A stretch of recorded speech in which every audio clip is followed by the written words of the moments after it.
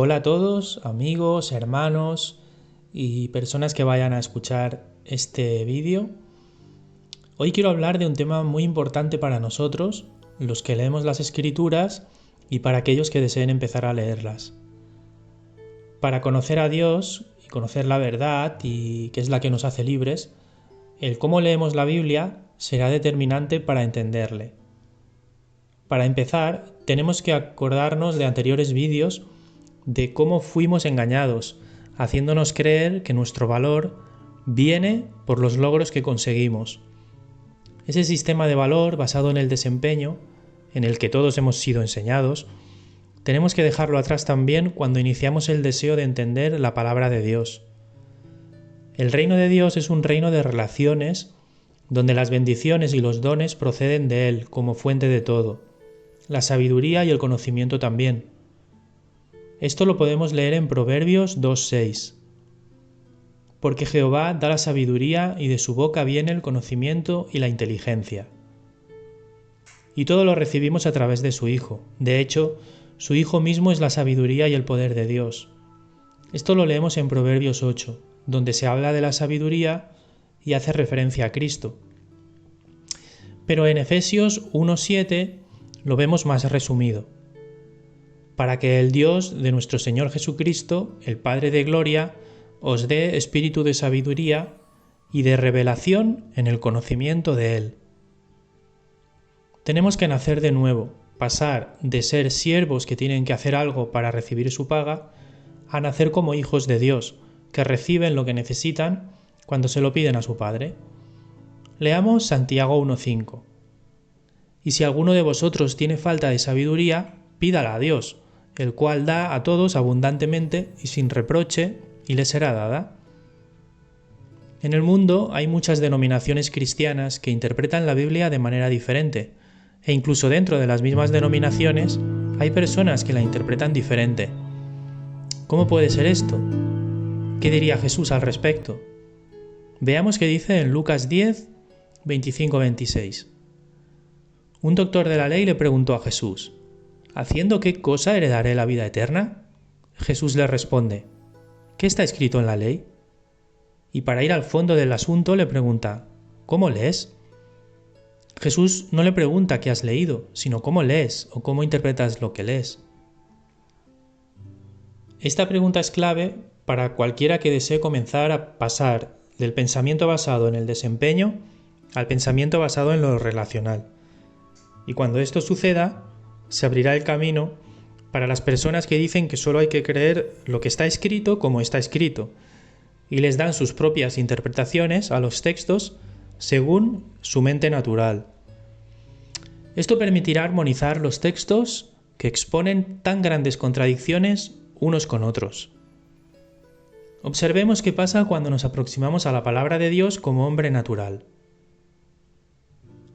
Porque el hombre natural no percibe las cosas que son de espíritu de Dios, porque para él son locura, y no las puede entender, porque se han de discernir espiritualmente. Primera de Corintios 2:14.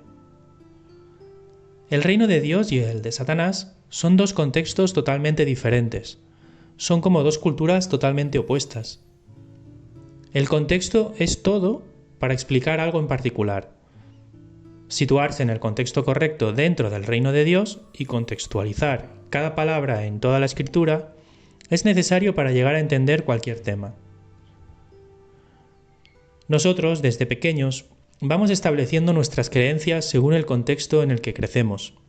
Por ejemplo, en la cultura china, eructar después de comer no es un problema. En cambio, en Occidente, es una falta de educación y se considera incorrecto.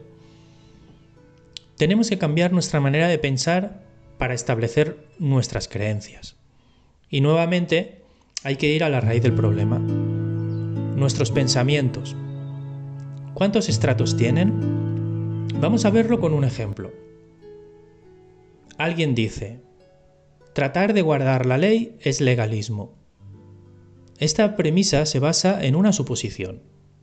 Esa persona supone que todo esfuerzo humano es legalismo. ¿Y en qué se basa esa suposición? en una enseñanza bíblica llamada la justificación por la fe.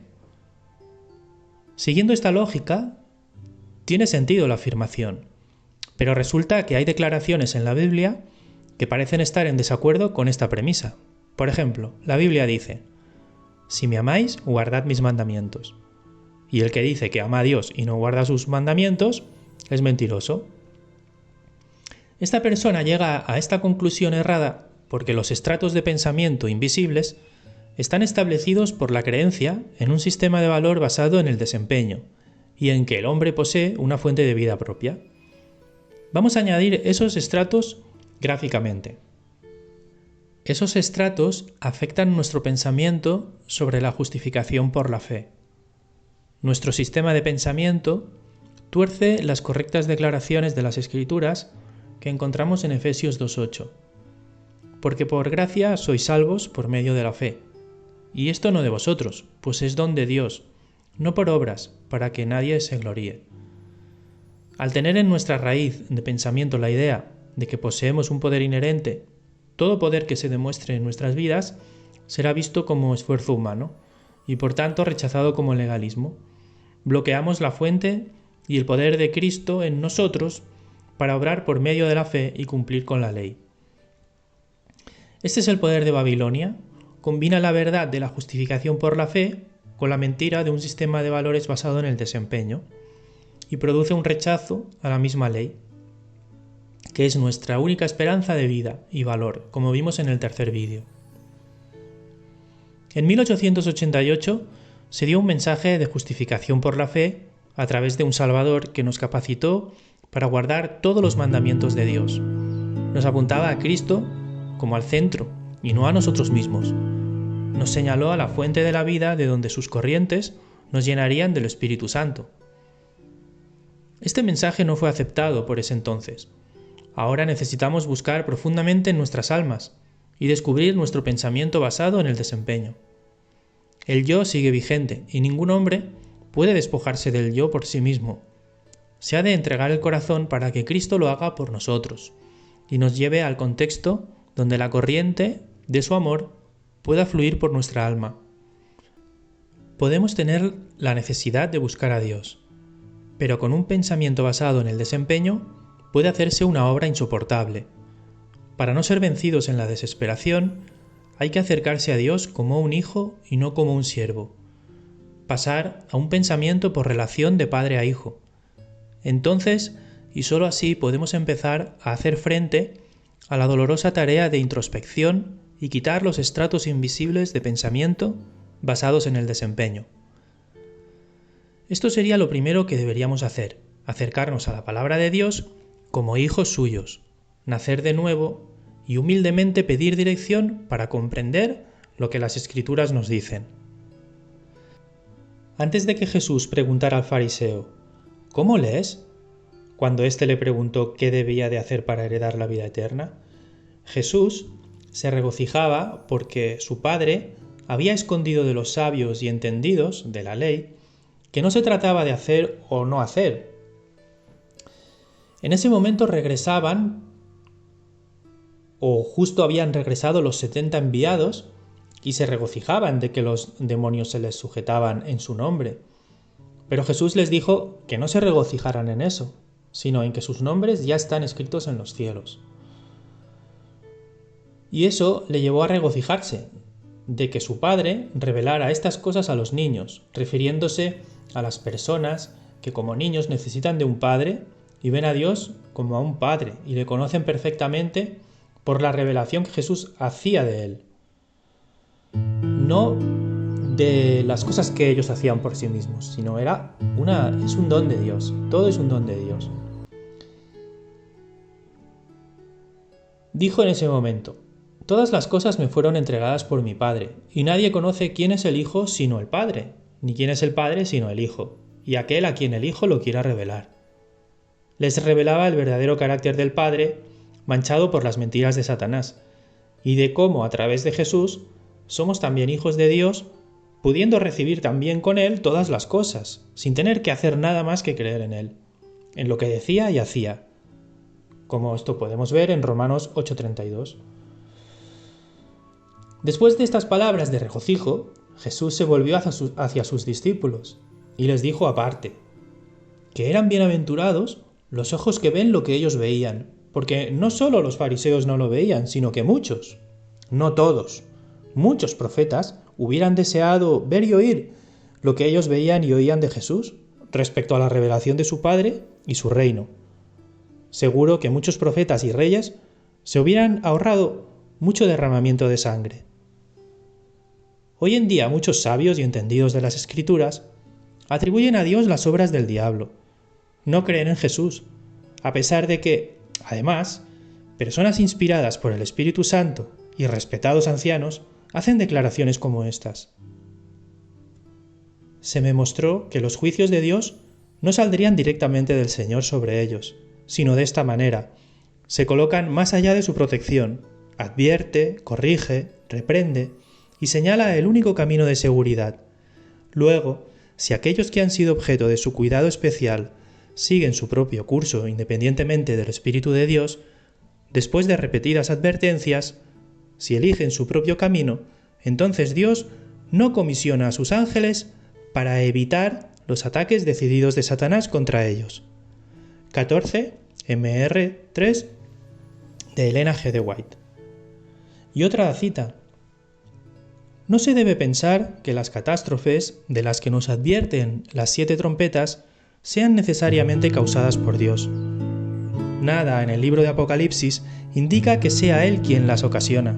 Al contrario, advierte misericordiosamente a su pueblo a que esté preparado para los desastres que a Satanás le será permitido traer a la tierra. Esto está en El carácter es el fruto de la fe, de Robert J. Wieland. ¿Podría Jesús decir nuevamente, si vuestro Padre fuese Dios, ciertamente me amaríais, porque yo de Dios he salido y he venido, pues no he venido de mí mismo, sino que Él me envió? ¿Por qué no entendéis mi lenguaje? Porque no podéis escuchar mi palabra.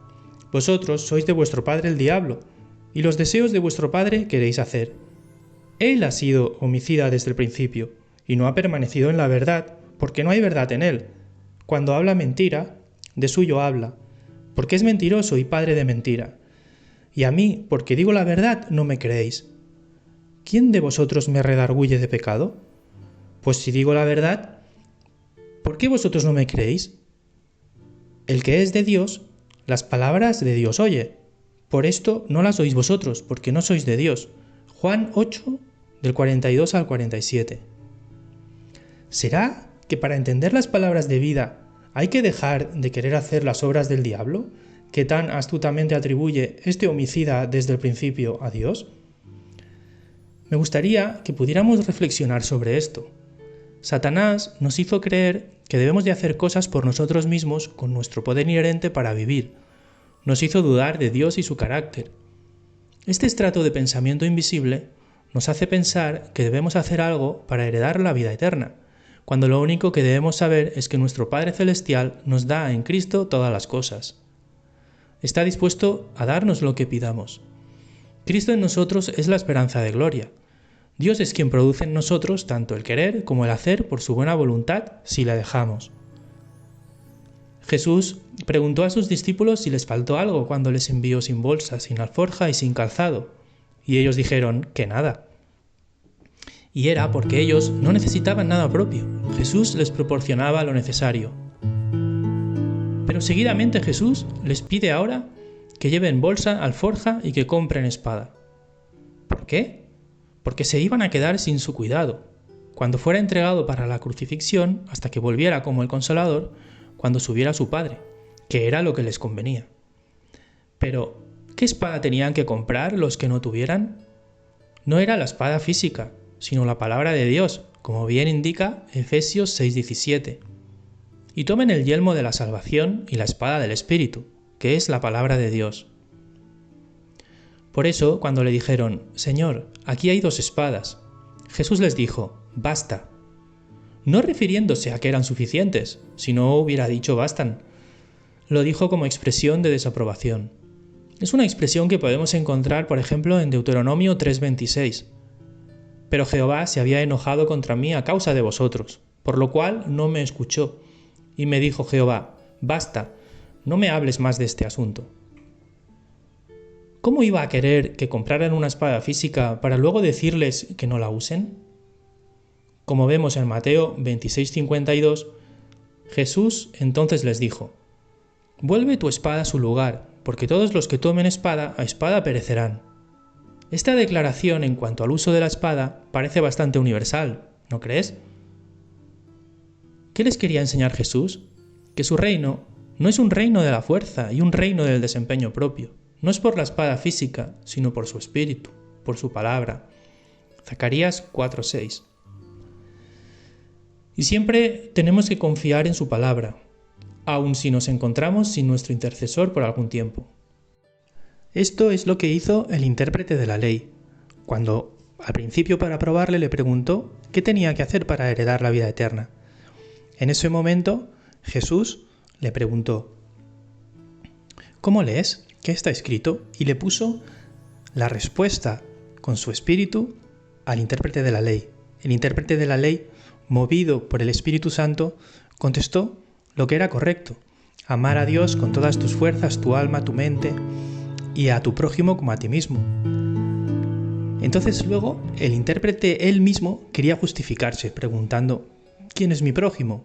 Y ahí es cuando Jesús le explica la historia de la persona que venía de Jerusalén y fue atacada por ladrones, herido, y que los sacerdotes pasaron y levitas y no le ayudaron.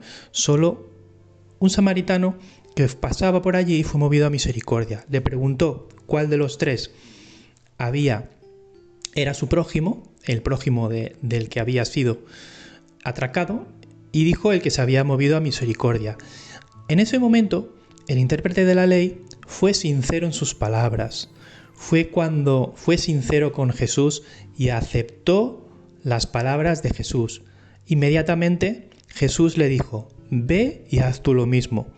Le comisionó, le habilitó, iba a ir con él, igual que cuando envió a los discípulos sin alforja, sin bolsa, sin calzado, para poder hacer las obras que uno mismo no puede hacer. Vimos en el anterior vídeo que Jesús reveló el carácter del Padre completamente.